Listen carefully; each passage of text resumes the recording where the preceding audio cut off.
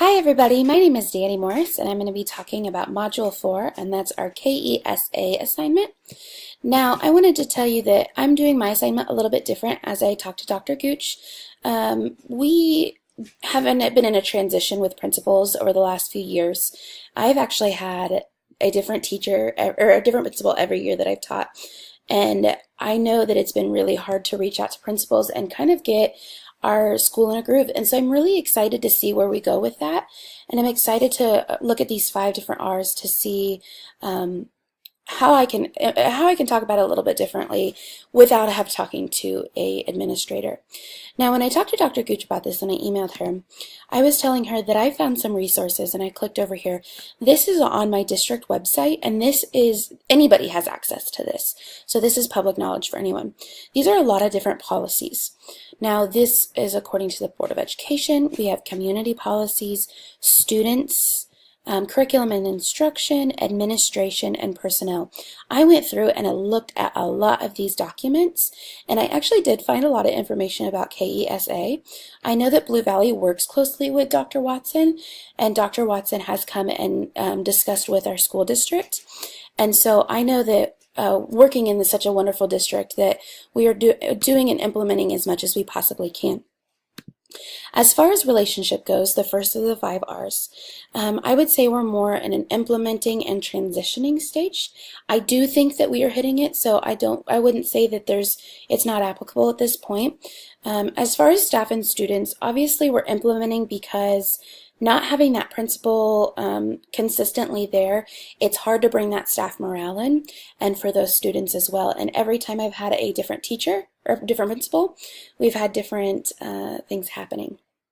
Families and community, we are very big on. We have diversity night, we have family night, STEM night, PBL, anything like that.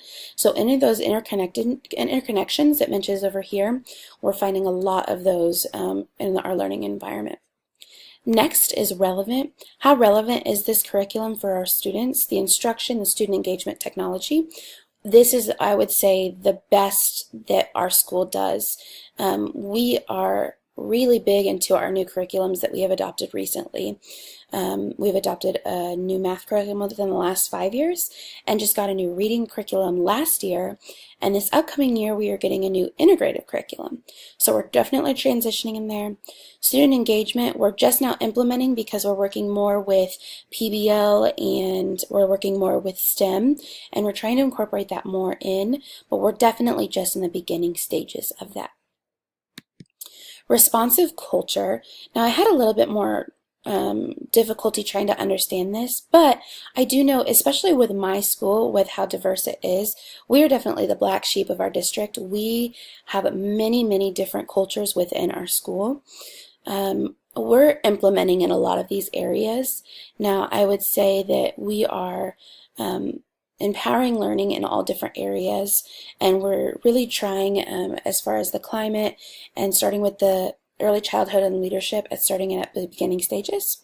And nutrition and wellness, I would say we're transitioning because our district has adopted a whole new wellness program. For rigor, I actually did professional learning. I did in the modeling stage, and I know that's one of the highest stages on that rubric, but professional learning is really big in my district. We have a website where you can go and log on, and you can get into any professional learning. We have professional development days at least once a month, if not more. Career and technical ed, we're transitioning. We're becoming a integrative spaces district, which means we're getting a lot more technology. Resources we're implementing, like I said, we're getting all these new resources, so we're kind of in that introduction stage. And for data, I found no evidence of that. So I would say that's probably our weakness of our school and within our district. And I think that will definitely change with the new principal that's coming in this next year. Finally, with results, I did put us within the implementing and transitioning stages again. For social emotional, we're implementing still, that's still a beginning stage. For kindergarten readiness and individual plans of studying, or for high school graduation, I would say those are both transitioning. I'm a kindergarten teacher, so I work a lot with the incoming kindergartners that come in as well. And for the post-secondary completion and attendance, I put no evidence, and that's strictly because there was no rubric for the results section. So I had a little bit harder time trying to figure this one out. Now finally, for my PSEL standards that I wanted to incorporate, like I said, this was a little bit different. So as far as the leadership model that we discussed earlier on, I would say it's situational leadership for my school. There's so many different situations where the leadership has changed, and the leader, I think, in a principal role has to adapt to whatever they're leading and what their goal is.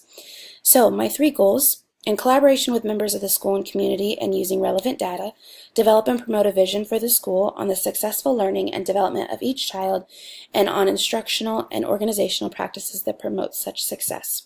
So I think that with collaboration of anybody with our new principal, we're really going to have to figure out how we can move forward with all of these, using that data and promoting this vision for the future, which includes implementing on 4A, implementing coherent systems of curriculum, instruction, and assessment that promote that mission. So I would say this goes along with this one, but this is incorporating the core values of the school, high expectations for student learning, and align with academic standards and are culturally responsive.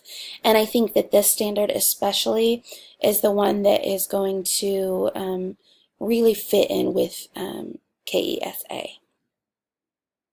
Okay, and then finally for 10E, employ situationally appropriate strategies for improvement, including transformational and incremental adaptive approaches and attention to different phases of implementation. And that's just because I think that we're in a transition at my school.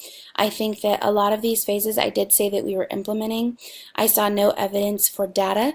I saw no evidence for post-secondary, but many other things we're just implementing. So we're in those beginning stages, and I know that we're in one of the first years of this program and of this of what Dr. Watson is trying to engage in. And so I think that it's very important for us to really try to improve and try to make those transformations towards these common goals.